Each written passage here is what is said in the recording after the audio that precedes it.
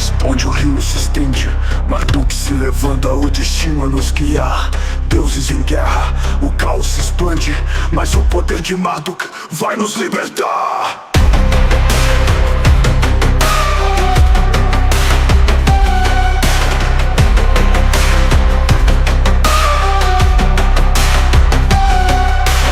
Criação do mundo, os selos são chamados. 50 nomes no ritual sagrado. A cabala e o hermetismo se unem em prol do grande Marduk, o Senhor do Sol. Preparados para mergulhar no mundo da antiga Babilônia. Nossa, Babilônia. É isso aí. A gente recebeu uns trechos bem interessantes do livro Magia de Marduk, do Tesla de Marbox, e vamos desvendar tudo juntinhos, viu? Que legal. A ascensão do Marduk, a criação da humanidade, os dramas entre os deuses e até o grande dilúvio. Oh, uma viagem no tempo, né? Total. E o que mais me chama a atenção nesse livro é como ele mistura várias tradições místicas, tipo cabala, hermetismo, paganismo. Tudo isso dentro da mitologia babilônica. Nossa, que mistura inusitada. E isso dá uma perspectiva única pra gente analisar essas histórias, né? Verdade. Já que a gente vai começar essa viagem pela Babilônia Antiga, o livro pinta um cenário de crise total. É mesmo, né? Uma sociedade em caos, com os deuses disputando poder e várias calamidades rolando. E é nesse contexto que o Marduk entra em cena. É verdade. A ascensão dele ao poder é um ponto crucial na história. Sem dúvida. Através de batalhas e alianças, ele derrota os rivais e se torna o deus supremo dos babilônios. Tipo um Zeus na mitologia grega ou um Odin na nórdica. Exatamente. Só que com um toque babilônico, né? Com certeza. E essa mudança impacta diretamente a criação da humanidade. Totalmente. O livro fala dos Anunnaki, deuses que vieram do planeta Nibiru. Ah, os Anunnaki. Yeah. Eles precisavam de trabalhadores para minerar ouro aqui na Terra, né? Isso. E aí entra a manipulação genética na história. Que doideira. Parece que o Tesla trouxe a mitologia pro laboratório. Pois é. Os Anunnaki com seus problemas atmosféricos em Nibiru buscando soluções aqui. E usando bioengenharia para criar os primeiros humanos, os Aramu. Pra fazer todo o trabalho pesado. Deuses brincando de Frankenstein. E essa narrativa nos faz pensar, né? Será que somos resultado de uma experiência ancestral de manipulação genética? Olha, essa é uma pergunta que ecoa até hoje nos debates sobre bioética e inteligência artificial. Sem dúvida. Mas além da criação da humanidade, o livro também explora os dramas dos deuses. Verdade.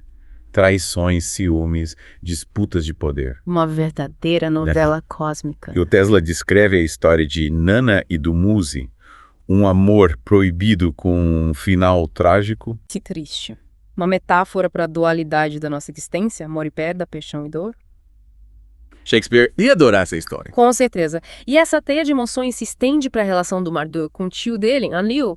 Que culminou numa guerra devastadora, né? Exatamente, deuses guerreando entre si. Não com espadas e escudos, né? Não, o Tesla fala de armas de destruição em massa. Nossa, É como se ele usasse essa alegoria para falar das consequências da ambição descontrolada, da busca pelo poder a qualquer custo. Uma batalha divina com ares de apocalipse. E falando em Apocalipse, essa fúria divina nos leva a um dos eventos mais marcantes da história. O grande dilúvio. Exatamente. Uma catástrofe que quase acabou com a humanidade. E o livro apresenta uma explicação bem interessante para isso. A passagem de Nibiru teria causado essa inundação global. Ciência e mitologia. É como se o Tesla combinasse a narrativa mítica com teorias científicas sobre eventos geológicos e astronômicos. E claro, o Enki, sempre esperto, salva Ziusudra e a família dele. Garantindo a continuação da espécie humana. Tipo uma Arca de Noé em versão babilônica. É fascinante como culturas diferentes, em épocas diferentes, contam histórias parecidas. Verdade.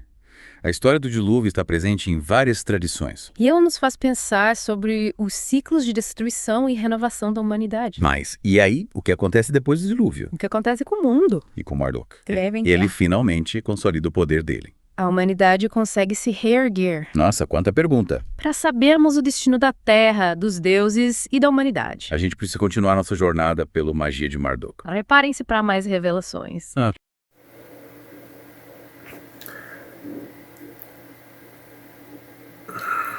O livro que terminará essa saga na magia de Necronomicon será o Grimório Necronomicon, que será apresentado no próximo domingo, com a conclusão desse ciclo de obras, nos mostrando e nos abrindo as portas dos mistérios de Necronomicon.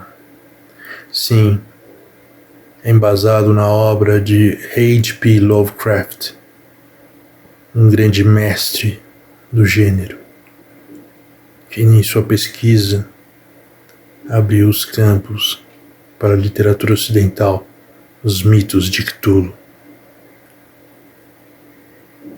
Seja convidado ou convidada para entrar nesse mistério. Esse mistério que tanto assusta, mas ao ser acessado no esplendor da magia do caos, embasou essa magia com tanto poder. Não peça para saber quando ou quanto tempo eles são antigos, pois não há tempo nesse plano. Convido-lhe a entrar e satisfazer-se entre nós. Aqui no... Hora da magia do caos. É depois do dilúvio que a história pega fogo? Verdade. Tipo, a gente parou com o Enlil furioso porque o Enki salvou a humanidade. Pois é. Ele queria mesmo ver a humanidade varrida do mapa. E essa dualidade entre os deuses é o que torna a história tão interessante, né? Com certeza. Mas mesmo furioso, Enlil acaba dando uma nova chance aos humanos? Que bom. Só que para ter certeza de que a humanidade não ia sair do controle de novo. Os Anunnaki decidem criar centros de civilização para guiar o desenvolvimento humano. Tipo um plano de desenvolvimento social tecnológico para a humanidade. É isso aí. Moldando nossa civilização desde o início. Que responsabilidade, hein? E como é que isso funcionou na prática? O livro descreve a criação de várias cidades, cada uma com uma função específica. TBD. E os Anunnaki meio que viram mentores ensinando agricultura, metalurgia, escrita, matemática, astronomia. Nossa, a humanidade numa escola administrada por deuses. É bem por aí, mas me diz, essa nova ordem mundial não gerou conflitos entre os próprios deuses. Boa pergunta, porque pelo que a gente viu até agora, a disputa por poder é uma constante nessa história. E você tem toda a razão. O Marduk, ambicioso como sempre, não se contenta com o poder do Enlil.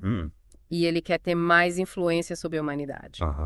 Então ele constrói a grandiosa Babilônia como símbolo da sua própria supremacia. Desafiando a ordem estabelecida. Exatamente. E essa disputa entre o Marduk e o Enlil coloca a humanidade no meio do fogo cruzado. É incrível como Tesla usa essa história para falar das divisões e conflitos que a gente vê até hoje. Verdade. E no meio dessa briga toda, ainda tem a Inanna. Lembra que ela quer vingança pela morte do Dumuzi? Sim. Então ela se torna uma peça-chave na ascensão e queda de reis manipulando eventos e até provocando guerras. Inanna, a rainha do drama. E o livro descreve cenas de batalha incríveis com deuses e humanos se enfrentando. Nossa, que caos. Mas em meio a todo esse caos, a humanidade continua evoluindo. Parece que a gente não consegue ficar parado, né? E o Tesla dá alguma pista de como essa história termina. Boa pergunta. Eu tô curioso para saber o que acontece com a Terra, com os deuses e com a humanidade. O livro termina com um grande suspense. A chegada do Anu, o rei dos Anunnaki. O pai do Enlil e do Enki. Ele mesmo. Ele volta de Nibiru para resolver a crise que os filhos dele criaram. Que tenso. Imagina a pressão. O destino de todo mundo nas mãos do Anu. E o que acontece depois? Para saber, a gente vai ter que esperar a última parte do nosso mergulho em magia de Marduk. Então, pessoal, eu precisava comentar com vocês a razão de eu fazer esses podcasts de livros. Nós que praticamos magia, nós temos o hábito de aprendermos muito com a literatura, pois os professores já não ensinam nada pra gente. Quem nos ensina alguma coisa também aprendeu, geralmente pela literatura, e a gente sente muita falta de dicas imparciais. Então eu fiz questão de fazer esses podcasts para que nós possamos expandir nesses assuntos que eu abordo, expandir o conhecimento que a gente tem sobre vários assuntos, tá? Então, entenda que não é para eu me destacar, mas para que você, tanto quanto eu, possa ter uma visão prévia de uma ou outra obra, né? Por mais que ela seja no original na língua inglesa, você busque até mesmo traduzi-las, e assim possa expandir o seu conhecimento. Aproveite. é uma opção para você expandir em vários assuntos que são tratados. A chegada do Anu muda tudo, né? Muda tudo. Tipo o juiz supremo chegando para dar o veredito final. Pois é, ele tava lá em Nibiru monitorando tudo de longe. E agora ele tá aqui pra resolver a crise que os filhos dele criaram. Cara a cara. E a presença dele causa um rebuliço geral entre deuses e humanos. Imagina. Todo mundo querendo saber o que ele vai decidir. Anos de conflitos e intrigas culminando nesse momento. E pra tomar a decisão, o ONU convoca uma grande assembleia. Tipo uma reunião da ONU Intergaláctica. É bem por aí. Todos os Anunnaki são chamados pra apresentar seus argumentos. Nossa, que tenso. O destino de todo mundo em jogo. E aí qual foi o veredito? Depois de ouvir todo mundo, a ONU decide que a Terra pertence aos humanos. Aqui da reviravolta. Como se ele reconhecesse a evolução da humanidade e a nossa capacidade de trilhar nosso próprio caminho. Mal seu plano original dos Anunnaki. Abandonado. Tipo, eles desistiram de usar a gente como trabalhadores. É isso aí. O Anu declara que os Anunnaki devem voltar pra Nibiru e deixar a gente em paz. Que liberdade. Liberdade total, mas nem todo mundo ficou feliz com essa decisão. Imagina. Quem que não gostou? O Marduk. O Marduk. Cego pela ambição de governar a Terra, ele fica furioso com a decisão do pai. Ah, mas o Anu já tinha decidido. Ele se mantém firme e decreta o fim da Era dos Deuses como governantes da Terra e os outros deuses. Como reagiram? Boa pergunta. O Enyo, sempre rigoroso com a gente, aceita a decisão resignado. Já o Enki, que sempre teve compaixão pelos humanos, fica feliz com a decisão do Anu. Que legal. É como se a história tivesse terminado com um final feliz para a humanidade. Um final feliz e libertador. E magia de Marduk nos faz pensar sobre a nossa capacidade de superar desafios, aprender com os erros e construir o nosso próprio futuro. É uma mensagem poderosa sobre liberdade, autodeterminação e a busca por significado num mundo tão complexo. É verdade. Começamos nossa jornada com a Babilônia em crise, deuses sedentos por poder e humanos explorados. E terminamos com a humanidade livre para trilhar seu próprio caminho. O Tesla de Murbox criou um épico sobre a evolução da consciência humana. E Magia de Marduk nos convida a questionar a relação entre o divino e o humano. O papel da tecnologia na sociedade, os conflitos de poder e a busca por significado em nossas vidas. Por isso que a mitologia é tão importante. Verdade. Ela nos conecta com questões atemporais, nos faz pensar sobre quem somos e qual é o nosso lugar no universo. E o Tesla de Murbox nos presenteia com uma obra rica em simbolismo. Que nos inspira a buscar respostas para as grandes questões da existência. É isso aí. E assim terminamos nossa imersão em Magia de Marduk. Uma obra que nos transporta para a Babilônia antiga. Que nos mostra os dramas dos deuses, os dilemas dos humanos e a eterna busca por liberdade. Esperamos que vocês tenham gostado da viagem. E lembre-se, a magia está na capacidade de questionar, buscar conhecimento e de se conectar com a sabedoria ancestral. Que existe dentro de cada um de nós. Em criação do mundo, os selos são chamados. 50 nomes no ritual sagrado. A cabala e o hermetismo se unem em prol do grande Marduk, o Senhor do Sol. Entre os céus e a terra, os deuses se enfrentam. Humanos e divindades no mesmo caminho. Um dilúvio vai lavar, mas a verdade renasce. Nova ordem surge, o fim do antigo destino. Magia de Marduk, o fogo da criação. Rituais, invocações, o caminho da ascensão. Os seus elos e nomes, a chave do poder.